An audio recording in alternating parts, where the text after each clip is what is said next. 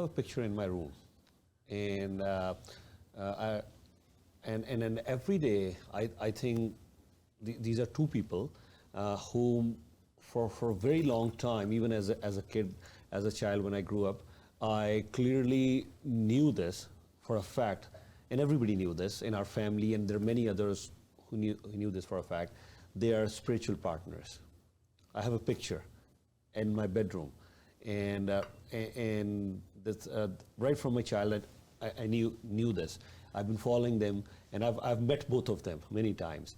And unfortunately, physically, they're not here in this world, but they're both they're spiritual partners. And today, whenever I go out, of course, there's a picture of my parents, then there's a picture of me with my wife, and then there's a third picture of these two people, whom I refer to as BG and Bauji. And they're not married, no. They're two different individuals. They're spiritual partners. And I've learned a lot from them. Our family has actually changed looking at these two spiritual partners.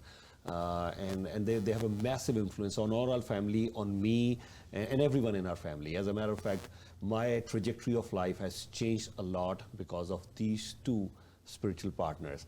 But actually getting to understand what is spiritual partnership, what is authentic power, honestly, I must say this, that I learned a lot from you today.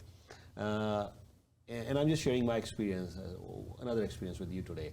After learning from BG and Bauji, these two spiritual partners, after listening to many things what Buddhaji has to say, and trying to learn things from the Sikh religion and other things, and trying to learn about spirituality, one thing I've started believing more and more, and I remember Buddhaji mentioning it very clearly, that apna path khud chuno, apna rasta swayam tayam karo. I mean, create your own path.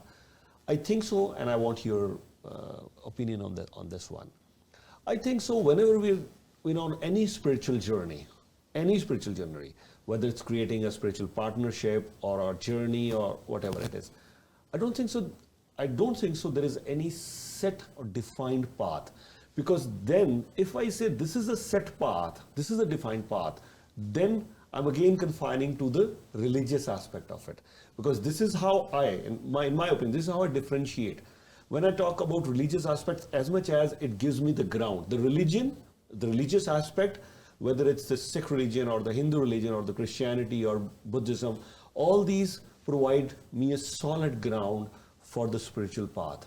But I think when you start the journey of a spiritual path, I see there is no set path, no. And it cannot be. We have to confine, this is what you need to do, this is what you do not need to do, I think then I think the very purpose is defeated. That yes, the spirituality begins when religious restrictions are not there, and you explore your own path, and maybe through a spiritual companion, spiritual partnership, maybe through one, maybe multiple of them. And I agree. I purposely asked you this question because I've been seeing that picture through my child, and I have that picture. And yes, BG and Bauji, as much I would never question them because I hold them in very high esteem, but I wanted to ask you, because I saw that myself live, how spiritual partners connect and they lift each other.